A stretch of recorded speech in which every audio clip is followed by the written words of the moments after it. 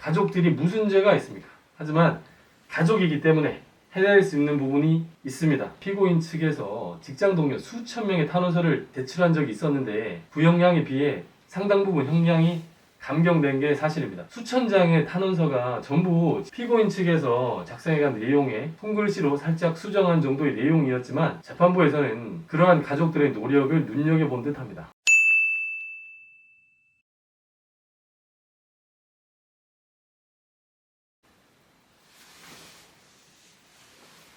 안녕하십니까. 자신이든 가족이든 민형사소송에 연루되면 제일 먼저 고민스러운 부분이 변호인을 선임할지 말지입니다. 원론적인 이야기지만 가벼운 사건은 변호사를 선임할 필요가 없습니다. 하지만 사건이 애매하거나 복잡해서 정리가 잘 안 될 때는 변호사를 선임해야 합니다. 변호사를 선임하는 경우에는 어떤 변호사를 선임할 것인지에 관하여 신중하게 판단해야 합니다. 요즘은 대개 인터넷 검색을 통해 땡땡 전문 변호사라고 뜨면 몇 번의 상담을 통해 선임하는 경우가 대부분인 듯 합니다. 가능하다면 평판 조회도 해보시고 A 변호사의 상담 내용을 B 변호사에게 교차로 확인해 보시기도 하는 등 추가적인 자료 수집을 통해 보다 신중한 접근이 필요합니다. 형사사건의 경우 변호인을 선임할 때 변호인 선임 약정서와 변호인 선임계를 작성하셔야 합니다. 약정서 내용을 잘 읽어보시고 난 후 서명하시거나 도장을 찍으셔야 합니다. 특히 대리의 범위와 관련해서 꼼꼼하게 확인하셔야 합니다. 의뢰인은 대리의 범위가 1심 재판까지라고 생각하셔서 별도의 추가 비용은 들지 않을 거라 생각하셨는데 약정서에는 기소 전까지만 대리하는 것이라거나 구속영장 청구 전까지만 대리하는 것이라고 기재되어 그 이후의 절차에 대해서도 별도의 약정 및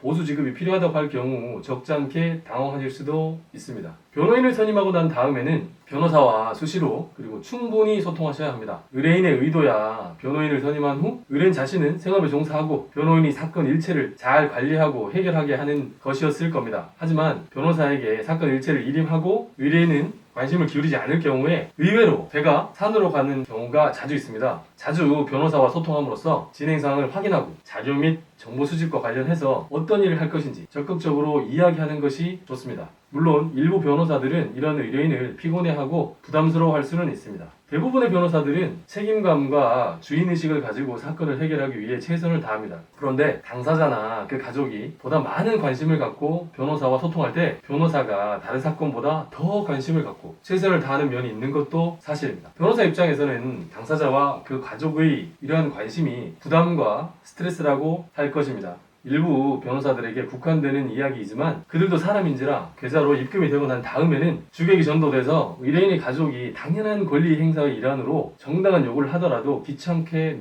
느껴질 수 있습니다. 아무튼 가족들이 완곡한 부탁을 가장한 정당한 권리 행사로 사건에 대해 관심을 보일 때 변호사들은 사건 해결을 위해 더 관심을 보이고 더 노력하는 것이 현실입니다.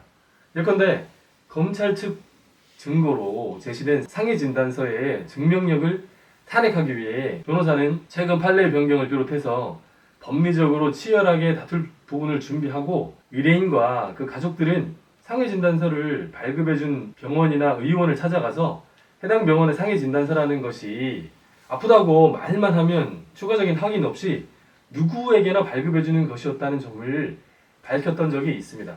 이는 의뢰인들이 변호사와 한마음으로 사건 해결을 위해 최선을 다한 사례입니다. 변호사 입장에서는 어떤 자료가 필요할 것 같다는 생각이 든다 하더라도 모든 사건을 위해 직접 발로 뛰며 자료를 수집하는 것은 한계가 있습니다. 이때 의뢰인과 그 가족들의 열정이 필요합니다. 수사기관이나 법원에서 늘상 묻는 합의와 관련해서도 의뢰인과 그 가족들의 노력은 필수적입니다. 합의라는 것이 결국엔 피의자 내지 피고인에 대해 처벌을 원하지 않는다는 피해자의 의사표시가 들어가야 하는데 피해자가 재판에 출석하고 나서 피고인에게 불리한 진술을 했다고 가정해 보겠습니다. 그것이 공판조서에 다 기재되고 난 다음 제출된 합의서가 무슨 소용이 있겠습니까? 그만큼 합의서는 그 내용만큼이나 제출 시기도 중요합니다. 재판부는 줄곧 합의했느냐고 묻습니다. 피해자 측은 완강하게 합의를 거부합니다. 변호사는 답답합니다. 변호인이 금액 및 합의 문구 등에 관해서 어느 정도 관여할 여지는 있습니다. 하지만 결국에 합의의 성사 여부는 피해자 측을 감성적으로 설득하느냐의 문제이기 때문에 변호인의 역할은 제한적일 수밖에 없습니다. 합의서가 빨리 제출되면 좋다는 거 누가 모르겠습니까? 부모, 자식, 배우자 등을 위해 그 가족들은 피해자에게 쌍욕을 듣기도 하고 무릎을 꿇는 경우도 있습니다. 피해자가 뱉는 침세례를 받기도 하고 주먹 다짐에 노출되기도 합니다. 가족들이 무슨 죄가 있습니까? 하지만 가족이기 때문에 해낼 수 있는 부분이 있습니다. 변호사에게 이것까지 기대할 수는 없는 것입니다. 다음은 가족이 공판정에서 유의할 사항입니다. 피고인이 구속되어 있는 경우 변호인이 아무리 성심껏 조력을 다한다고 하더라도 피고인은 심리적으로 불안할 수밖에 없습니다.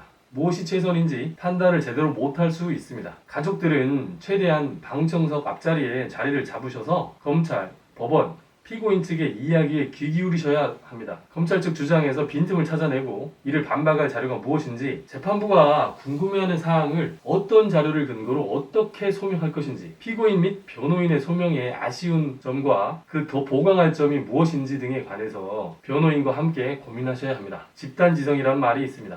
한 명의 머리는 여러 명의 머리를 이기지 못합니다. 그러나 지나치면 안 됩니다. 지나치게 감정을 이입하셔서 공소유지하는 검사나 피고인의 불리한 증언을 하는 증인을 악마화한다거나 발언 하나하나에 대해 이죽된다거나 야유를 퍼부을 필요는 없습니다. 물론 재판이라는 것도 기싸움의 일종이고 판사도 사람인지라 그러한 기싸움에 영향을 전혀 받지 않는다고 하기는 어렵습니다.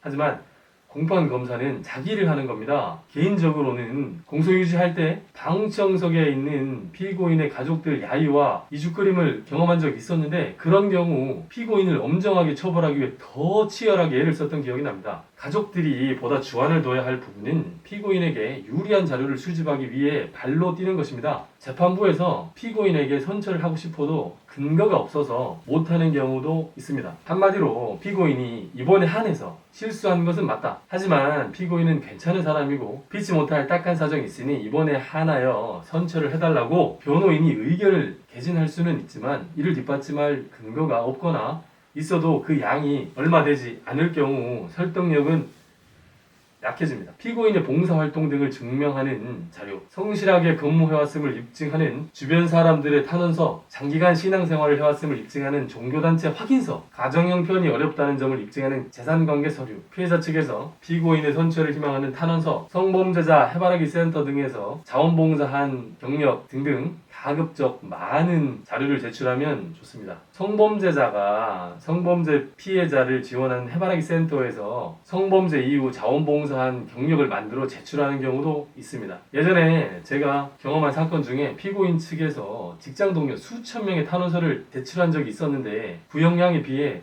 상당 부분 형량이 감경된 게 사실입니다. 수천 장의 탄원서가 전부 진심이 담겼다고 보기는 어렵고 피고인 측에서 작성해간 내용에 손글씨로 살짝 수정한 정도의 내용이었지만 재판부에서는 그러한 가족들의 노력을 눈여겨본 듯합니다. 물론 요즘 트렌드상 사건에 연루되기 싫어하는 사람들에게 무리하게 탄원서를 강요했다가 득헌 무리가 빚어지는 일이 없도록 유념하시기 바랍니다. 피해자 측을 자극하지 않는 것도 필요합니다. 피해자를 증인으로 불러놓고는 피해자가 피해를 유발한 면이 있다는 식으로 신문하거나 방송석에 있던 가족들이 피해자를 비난하거나 야유함으로써 피해자를 불필요하게 자극할 경우에 피해자가 피고인을 엄벌에 처해달라는 식의 진정서를 제출하는 경우도 있습니다. 아무쪼록 여러분의 가족 중에 힘든 상황이 발생하지 않기를 빕니다.